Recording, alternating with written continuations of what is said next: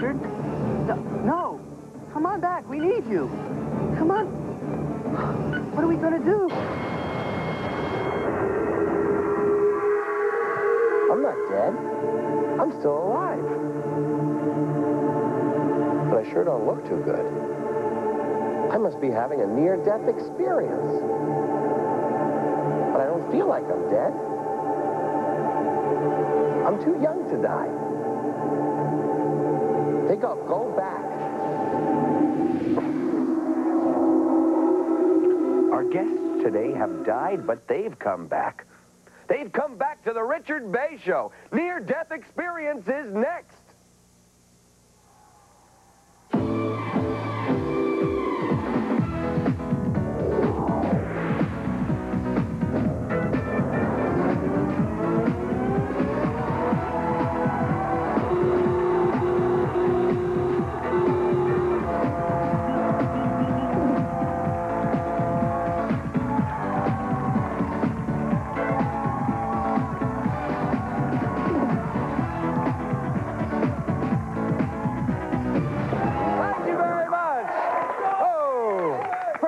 Of years, philosophers and people of religion and science have tried to explain and discover what happens after you die. Of course, they haven't come up with definitive answers because they have not asked the Richard Bay Show audience. What happens after you die? What happens? I think, like, you know, free sex, free nirvana, man. Free sex after you die. Hey, you got everything.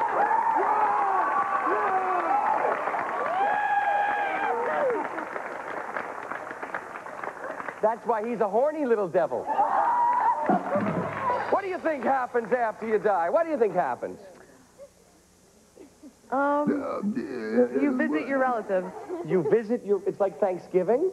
Yeah, you visit your relatives when you die. What do you think? Anybody else have an idea? What happens after you die? What? What? Wait a second. Over here? Yeah, I think we sleep. So what you're telling me is if you take no-dose every day, you'll never die. Well, our guest... Let's hear it for no-dose.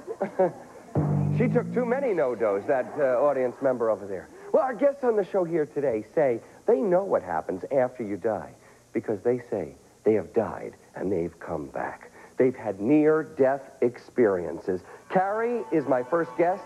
She died in a motorcycle accident, but she came back. And next to her is Brian, who says his brush with death resulted in a close encounter with a dead relative. Please welcome our guests here today.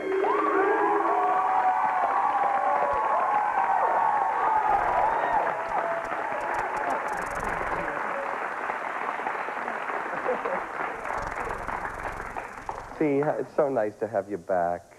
We didn't want you to die. Carrie, you were 17 years old. You were riding a motorcycle, and what happened?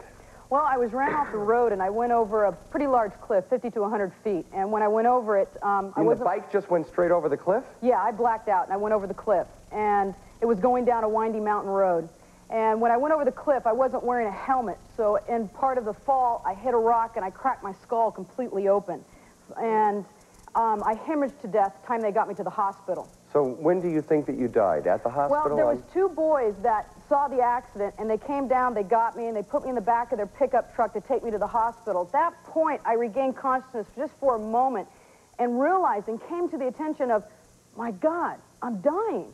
And it was a very relaxing thought. I just completely went into it. Of course, you knew you were going to meet this man and have free sex for eternity. Did you see anything as you died? Not at that point. It was at the point, there was a small blank spot after that, and then I was at the hospital, and I was outside my body. And I was watching the doctors frantically working on me, checking for vitals and everything like that. And I just kind of, like, consciously thought to myself at that point, too late, man, I'm out of here, you know, split this scene.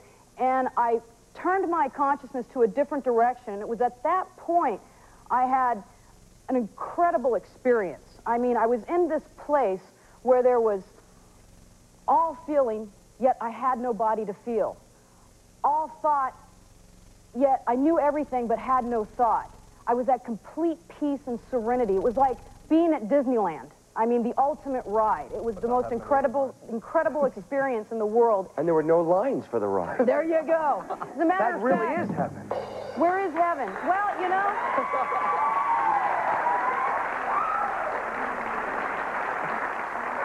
Now,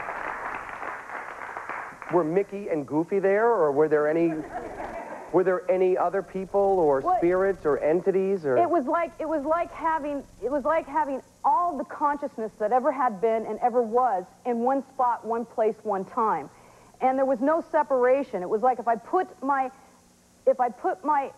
thoughts into whatever it was that I was observing, I became part of it. Okay. The Now, complete experience. you obviously did come back. The doctor saved you. You are here today. Has it changed your life in any way? Did you come back? Absolutely. How did it change your life? Well, it changed my life because Your it death can change your life. created an open window for questions that no one could answer for me. You know, what had happened to me, why, and the explanations they were coming up with, like the doctors saying, oh, well, your brain temporarily stopped, you had an hallucinogenic All right, experience. what's your explanation? That's what I want to hear. What's my explanation? Yeah. Well, my explanation, and I've made quite a study of this since I was the age of 17. I have traveled all over. I've studied with shamans. I've done it all. And my explanation is that our consciousness is pure energy. Pure energy. And you cannot destroy pure energy. We inhabit this body for a particular place and time, and we learn what it's like to be on this planet, and then we leave that consciousness, and it goes off into the higher consciousness, which is Jung would call the total All right. consciousness. So you moved off into a plane of energy that is a different kind of existence. Am I saying that Exactly. correctly? Okay. Thank you. Sorry. You're welcome. Yes.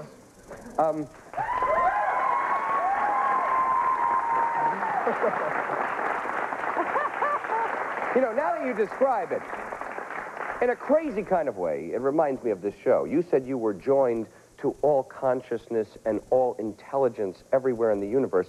As we do this show, I feel joined to all the unconsciousness and stupidity of everybody in this audience and across our viewing area. It's almost like having a near-death experience. Don't you feel it? All right. Now, you came back, though, with some powers that you brought, I guess, from the other side of the... No, not correct. What I came back with was an awakened consciousness of all my potentiality. So as what a can you human do being. now that you couldn't do before? Well, I'm psychically aware of people's energies. I've had precognitions. I went to go on to explore life and learn how to walk on fire, break bricks with my hands, do things in which people will say are... All things I've always wanted to do. Absolutely, absolutely. Gee, walk on fire and break bricks with my bare hands. There you go, you Yeah. know? So it was just, you know, I learned that the barriers that were taught in school through religion and everything else like that were complete illusions. Okay, Brian is next to you, and he had a similar kind of experience. I don't know if he's been touched in the same way. This is Brian Williams. Brian Williams, where are you from? California. Brian Williams. Yeah, you look so much different on NBC. That's the newscaster. Brian, you died where? In my kitchen. In your kitchen. Were you... This was a Big Mac attack.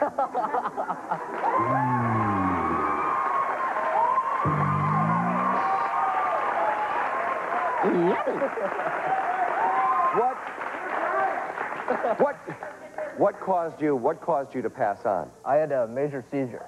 A major seizure? Yes. Oh, so you were epileptic? Yes. Or, okay, I see. It was that kind of seizure. So you are an epileptic and you still have seizures? Or No, I don't have them anymore. That was the last one? Yeah. Huh? Well, no, that was the last big one that I had. The last big one. Yeah. And during that last big one, you died. What did you see and what happened to you when you died? Well, it was like a large white sheet with a real bright light behind it, and I saw my great-grandmother. Your great-grandmother? Yes. And how did you know your great-grandmother? No, I had never seen her before. She died before I was ever born, and I was talking to her. I can't remember, my conversation with her, but we're sitting there, we're talking, and then I heard my mom's voice, and that brought me out of it. And your mom was alive right next to you saying, come Yeah. on back.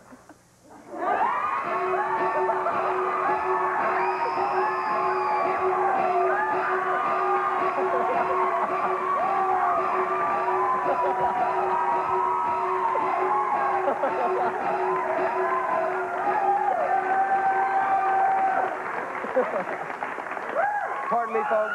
Let's do that again. Pardon me, folks.